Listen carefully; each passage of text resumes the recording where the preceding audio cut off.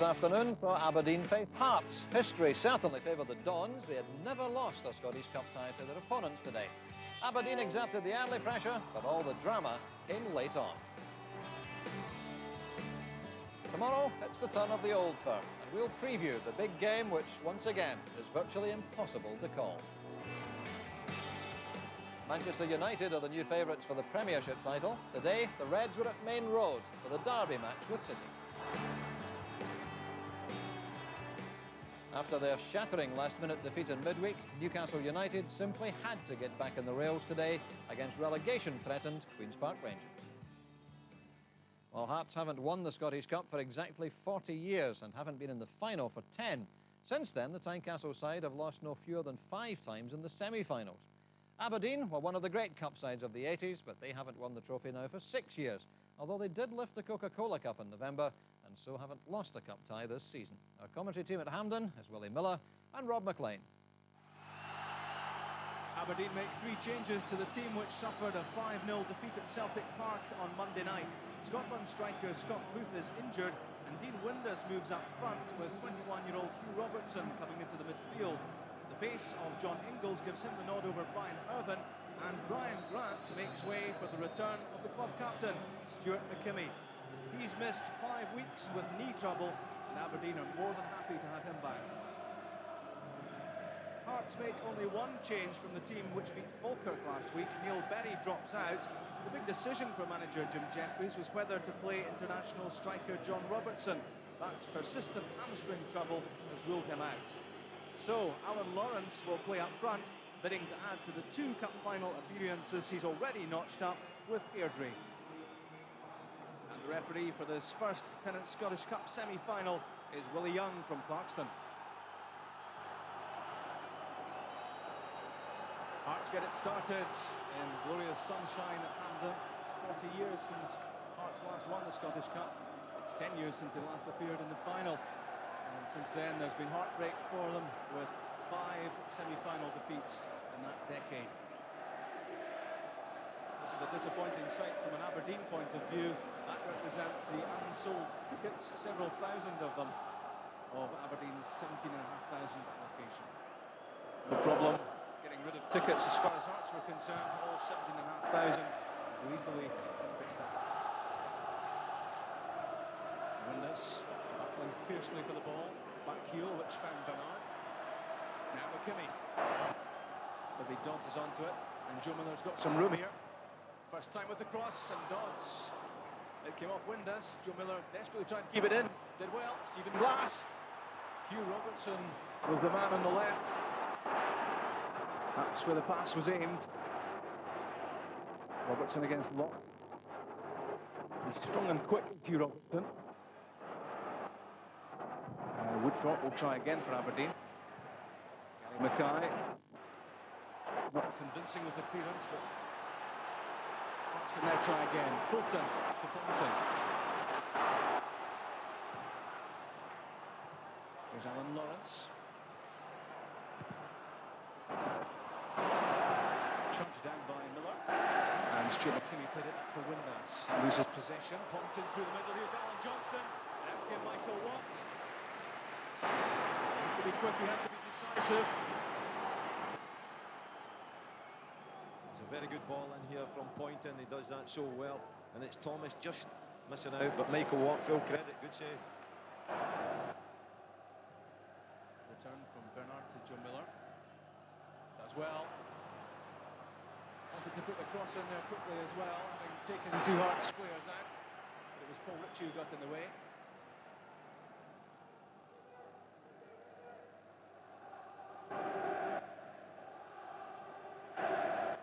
Stephen Glass this time. There's the header, there's the save from Rusick as John Ingalls got picked up. Downward header, didn't quite get enough power behind it, but he certainly stretched Rusick. It's a better corner this time from Stephen Glass. Drives it across the face. John Ingalls get a header on it, but comfortably taken by Rusick. Downfield from Bruno. There's an interesting challenge there between Ingalls and Lawrence, 2 of the quick men of Scottish football. Lawrence had to take second best there.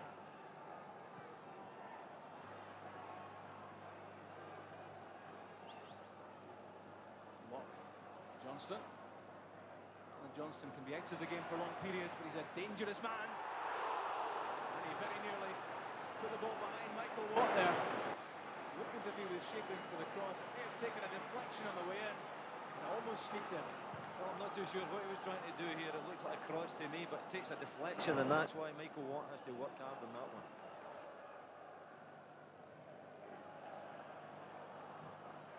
Johnston.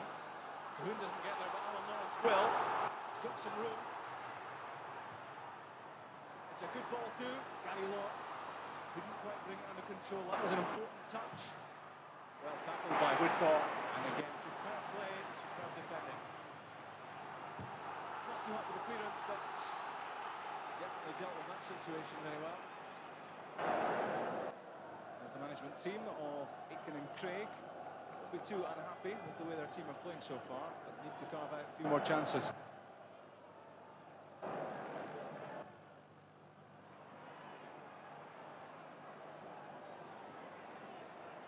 That's a bad foul by Neil Poynton on Joe Miller. That was a bit rash, and he'll certainly be spoken to by Willie Young. And Joe Miller's taken a painful one by the looks of it.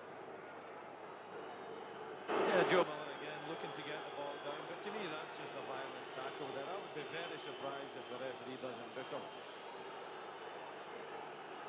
Well, Poynton's escaped, which Sean Ingalls can't quite believe, obviously. But Willie Young reckoning a word with Poynton was enough. And I don't have to tell you what those two thought about it.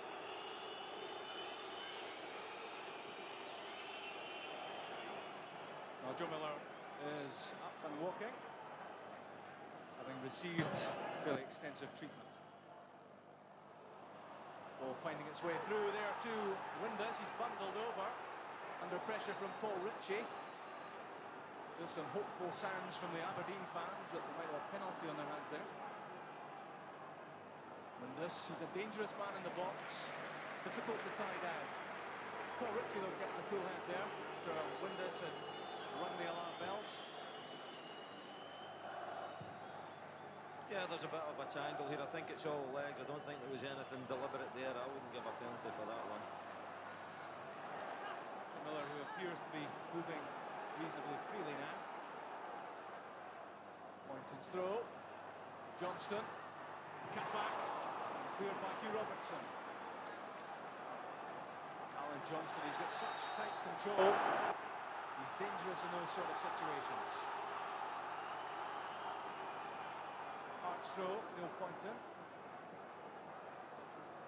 Here's Lawrence.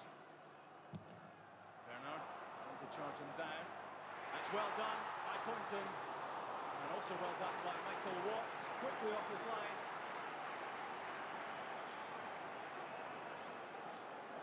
Yeah, with a lot of pressure down here. Poynton getting himself into a dangerous position. Both players not too sure if they're going to go for it 100%. Michael Watt winning out. Joe Miller benefiting from the slip by Poynton. Onto his left foot from Miller. It was a good attempt. The Hearts players reckoned that Gio Rousset got a touch to it. But the goal kick is given. It's good work by Joe Miller again. Running at defenders, taking defenders on. Clips inside, looks for the shot at goal. Good strike at goal. To me, that's an excellent save.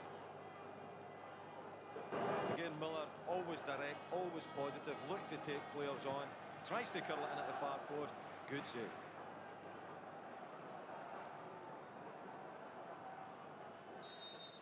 And that's half-time in the first of the Tennant Scottish Cup semi-finals. No goals. Closest thing at Michael Watt's end, a deflected effort of Colin Woodcock, which he saved at the near post. It was a John Ingalls header, saved by Gilles Rousset at the other end, and a Joe Miller shot, which was marginally off target. But this cup semi-final really still to come alive. Half-time, Aberdeen 0, Hearts 0. Aberdeen restarts, keen to preserve their unbeaten record in cup competitions this season. Already the Coca-Cola Cup is locked away. I'd like to add this one to it, but Hearts have to be overcome first. Gary Locke put well under pressure there from Hugh Robertson. Played the ball off the Aberdeen man. He has to throw.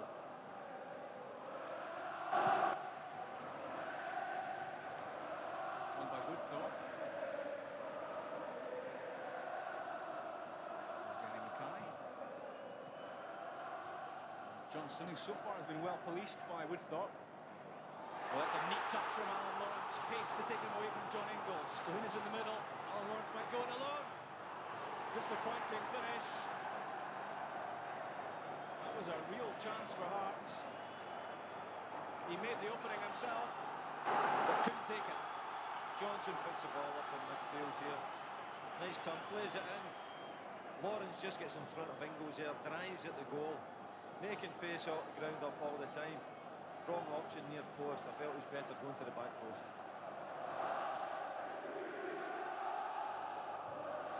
Hugh Robertson missing out that header. He, of course, having switched to the right side of the midfield now after Aberdeen made the change.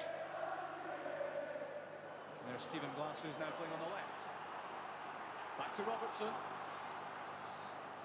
Windus is in the middle. Dodds there too, and Paul Bernard. Here comes the cross. Billy Dodds, Windus, and Dodds at the far post, climbing. And it's beaten away by Gary Watt. And that was a close squeak. Robertson looking to get it onto his left-hand side, putting in a great cross there. It's Windus who balloons it up in the air. Dodds is waiting for it, but good clearance. Here comes the corner kick. Windus was waiting for it, didn't quite reach him. All the way back with Gary Smith.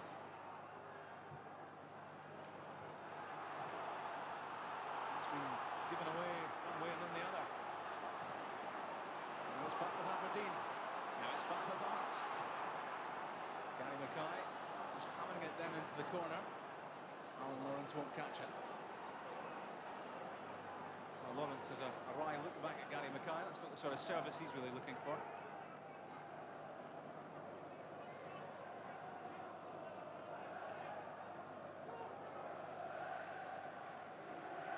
Windus against Locke. Woodthorpe for Dodds. Nice knockdown for Dean Windus. Brian Grant's making a good forward run here. And it's being matched by Paul Ritchie. He just lets it run for the goal kick. Brian Grant playing in the central midfield area now, with Robertson having moved right and Glass having moved left.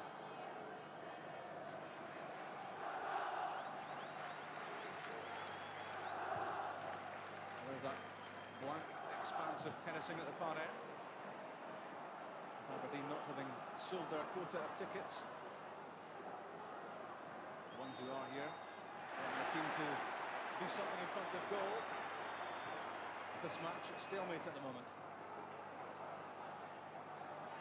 That's well won by Johnston. It's possessed by his own man, Gary Mackay. Still has it though.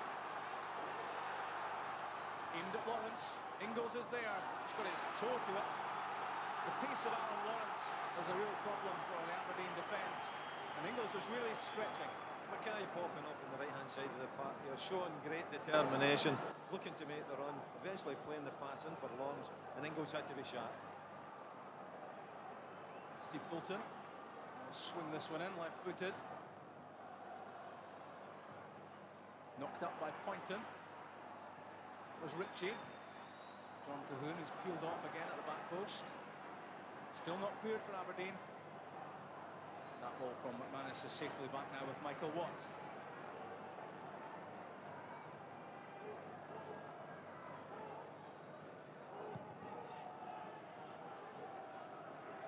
It's a long kick out.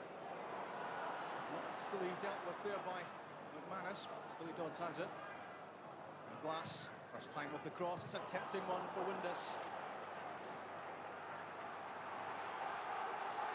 It was a good bit of covering by Paul Ritchie. Concedes the corner, but it could have been worse than that for Hearts. Obviously organising things in front of it for this corner kick. Stephen Glass with the corner kick. John Ingalls. Away from Locke, only as far as Brian Grant. Here's Robertson. Onto the right foot. In it goes! Across the face of the goal. Billy Dodds was there. Dean Windus was there too, looking for scraps, but it came to nothing. This is a good chance for Aberdeen. Brian Grant looking up, playing it out to Robertson. Robertson looking to get it in the left foot. Goes with the right. Good shot across the face of the goal, just by the post.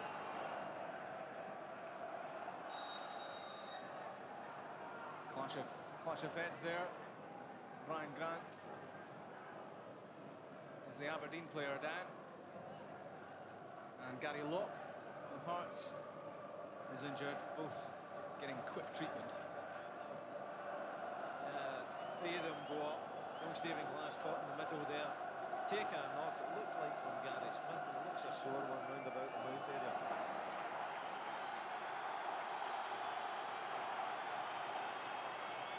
Hearts fans are applauding because their team are about to make a double change. It's the experienced campaigners McPherson and Robertson coming on. Alan Lawrence is going off, as is Steve Fulton.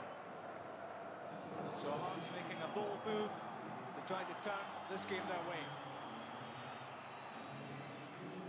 Stephen Glass looking a bit dazed. He's taken a bad knock in the nose and mouth area.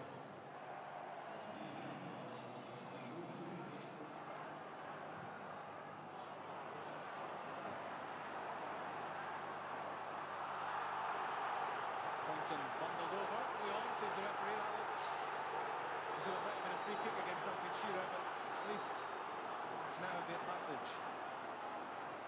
There's Johnston. It's a neat ball for Robertson. Robbed by Gary Smith, who showed no signs of panic.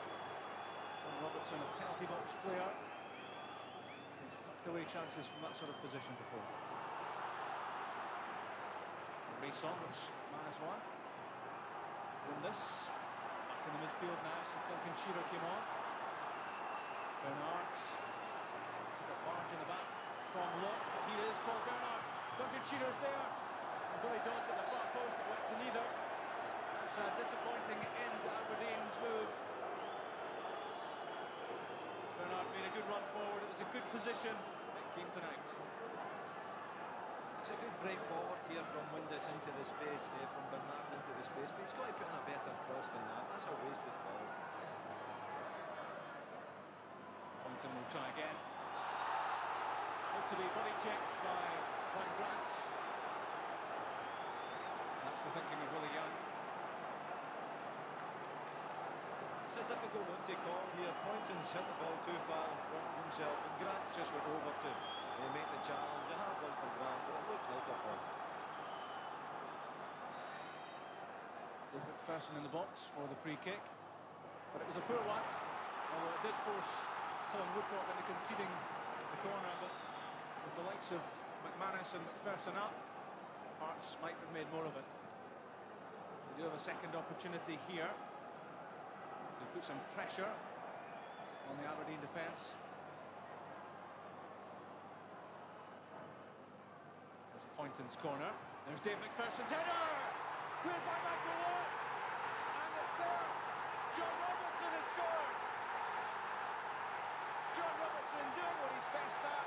When the scraps are around, he'll happily take them. Dave McPherson caused the problems from the corner kick with the downward header. Aberdeen couldn't get it clear, and with 10 minutes left of this semi-final, Hearts have struck. There's Dave McPherson climbing high, he nodded it down. Robertson took a first touch and then a second, and over the line it went.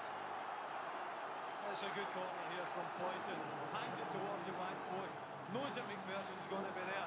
McPherson gets the header. Robertson gets the final touch, and it goes over the line.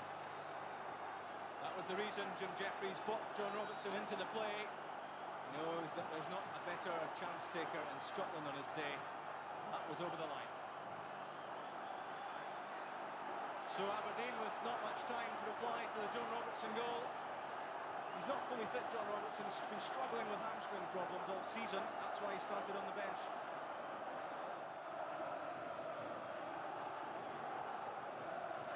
Well, they don't look too happy, but they'll be a lot happier. They're certainly happy. The Hearts fans have waited a long time to get back to a cup final. 1986 was the last time against Aberdeen. Windus wins it. Gary Smith. Aberdeen would really like to get Stephen Glass involved at this stage. He's the sort of player that can get in telling crosses.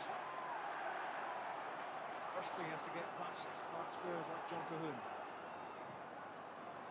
Dodds. Well tackled by McManus. time to make the tackles count, make them good.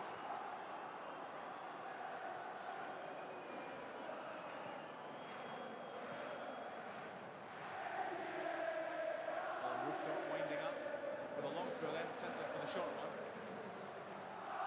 There's Glass trying to work it in behind John Cahoon. Was he fouled? Yes, he was. Well, Young having words with Cahoon, and I wonder if that's for something John Cahoon said. It seemed like the most serious of infringements, but maybe the protest of Cahoon earned him that yellow card.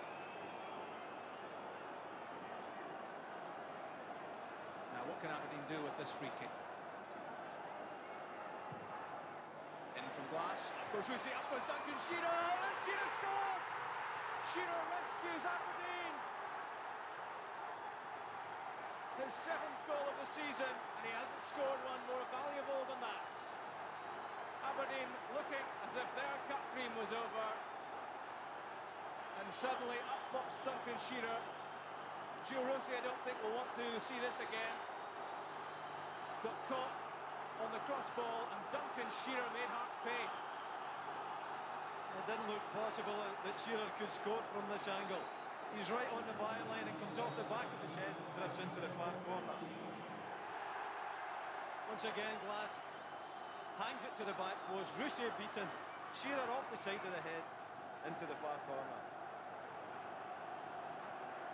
Quite amazing, the two substitutes, the two men of many goals over many years, Robertson and Shearer, have come into this game and scored the important goals. So Aberdeen looked as if they have earned a replay, although there are still several minutes of stoppage time to be added on, and anything could happen. The Aberdeen fans considerably happier than they were a couple of minutes ago. Rusey halfway towards the halfway line. Kimmy didn't get there. John Robertson will keep this in. Neil Poynton's inside. Johnston's in the middle. There is Johnston. Alan Johnston has scored for Hearts. And this match takes another amazing twist. The cross from Robertson, and Alan Johnston was there. The powerful downward header, and it squeezed its way under Michael Watt. There's John Robertson out in the wing here. He's got to be good. He's looking up. He puts the ball into the box rather hopefully. Johnson, good head up down. Perhaps Michael Watt will be a bit upset about that one. Again, a good cross into the box. Michael Watt down, was under his body. There was so little happening in this game for so long. Alan Johnston, by the way, has been booked for overzealous celebrations at the end there.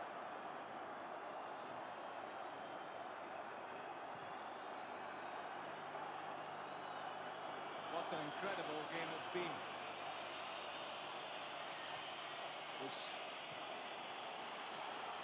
really disappointing for long periods of time. It's really come to life at the end. So Aberdeen try again to salvage something out of this semi-final. Stephen Glass corner kick, claimed confidently by Rusey. That's just about the biggest cheer of the afternoon, apart from that Johnston goal. The Hearts fans relieved to see the ball clutched to the chest of Gio Rusey. We are not worthy, I think, is the message. Lots of agitation on the Hearts bench. They want to hear this whistle, and they want to hear it badly.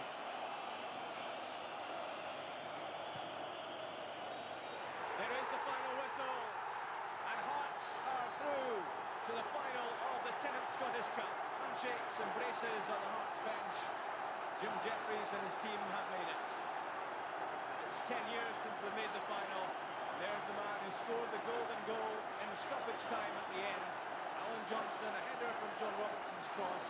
It beat Michael Watt. Jim Jeffries has experienced it as a Hearts player. Now he'll take them back as the Hearts manager. It was an amazing game, really. Stalemate for so long. And then the game really exploding into life at the end. Firstly, John Robertson getting a hug there from Jim Jeffries. He came on as sub and scored a typical Robertson goal. Duncan Shearer equalised, but the Hearts fans and players were not to be denied. And Alan Johnston's winner takes them on to a date of big date for them at Hampden. It's 40 years since Hearts have won the trophy, and they may well just fancy themselves to rewrite the history books. And Alan Johnston, you'll remember his hat-trick at Ibrox earlier in the season, and he'll never forget the day he scored a winner, and a dramatic winner too, in a semi-final of the Scottish Cup. So a dramatic afternoon at Hampden Park, and the final score in the first Tennant Scottish Cup semi-final. Aberdeen 1, Hearts 2. I'm looking forward to the greatest day of my life now. We've got to the final. We've failed in a lot of stages like this. And I think that today was a typical semi-final. It wasn't a great game. We didn't play well. We looked scared of them at half. We tore into half-time to go out there and believe in themselves and try and get us.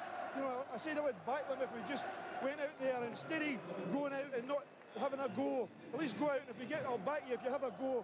Because if Aberdeen were a good side, they would have been beating us at half-time, but they weren't. And we says now it's your chance to go and play. So delighted for the supporters, and we're now looking forward to a great day. Jim Jeffrey showing all the emotion of a famous victory, and as the jubilant Hearts fans headed off to begin their celebrations, John Robertson emerged from the dressing room to talk to Rob McLean. John, you could make that number 15 jersey your own. I said that to Gaffer, can I wear it in the final as long as it's for the start? But no, we're just delighted for everybody at the club. The manager's over the moon in there. The players just don't, the young boys don't know what's happening. And they're the older boys, we're not used to getting the finals. It was a game that took a long time to come alive. Typical semi. It was very nervous for both teams. It took the goal to get it going, but once the goal went in, it was tremendous excitement from there to finish. And Big Duncan, usual up there, never let him off, tremendous header, and I thought there it is again, snatched away from us. But I thought it was John Cahoon that knocked in the winner, but it wasn't until I got in the dressing room that told me it was really sticky. So delighted, gave the fans something at long last, because when that equaliser went in, God knows what they were thinking then. You haven't mentioned your own goal yet. You had two Well, cracks at getting it across the line. Well, Big Dave McPherson said that when we were going on. He says, look, I'll knock it down, you score the winner. And he done it, and I hit the first one really well, and I just seen it bobbling up, and I don't know what it went. I think it went off my shoulder in the end, just managed to force it over the line, and I was off. You're a real Hearts man, so obviously tonight, really strong emotional feelings running through you. It means a lot for everybody at the club. I mean, Gary Locke's in there crying, Gary Mackay's crying.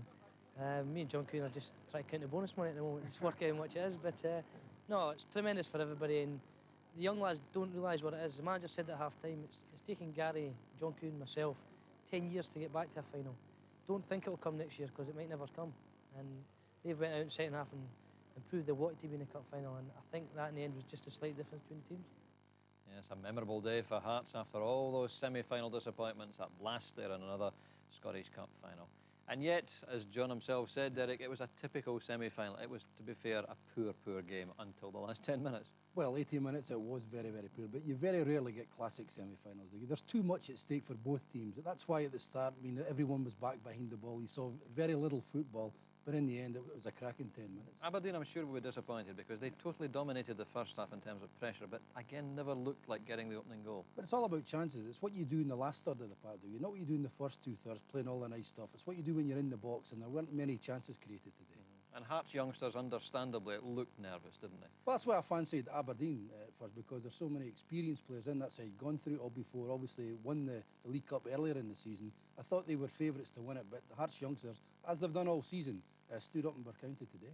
Let's take a look at the goals then. The first of them coming 10 minutes from time. Funny goal too, wasn't it? Well, I mean, Hearts always hit the ball to the back post, and when you've got somebody 6'4" there, he's always going to get a knockdown, and that wee man, he's done that for 10 years, isn't he? In and around that box, many goals has he scored, but he's the first to react to this. You know, he's there, there's three defenders, he's the one that wants that first, and what we're saying is, did he head it, or was this ball put in with his hand? That was the thing. To me, I think he went for the header, it sort of missed his head, it came down on his chest, and to me it looked as if actually he punched the ball into the net here. I mean, and the referee can't see that because it's impossible with all the players around him and the linesman.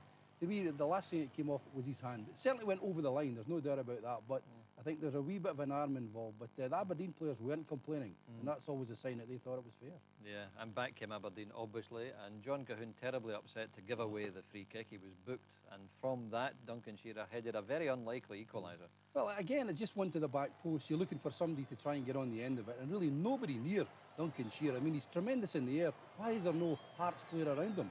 But really, Rousset has got to look at himself, caught in no man's land. The ball at the back post, looks up, he goes for it right away, but really he shouldn't be there, should have been on his line, well over his head, and And Willie Miller called it right. I mean, Duncan was turning the other way when it hit the back of his head and goes into the corner. But again, I keep stressing that you should always have two men on the post, the near and the back post. There was nobody there. Had there been somebody there, it was a case of just heading it away. Yeah. That came 3 minutes from the end, and I think we all thought, well, this is it. We're coming back for the replay a week on Tuesday.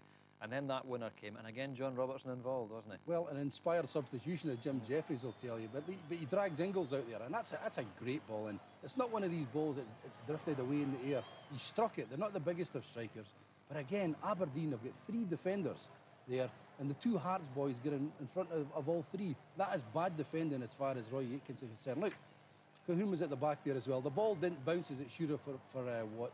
He'll be disappointed when he sees that tonight, but I don't think he could have saved that. Hearts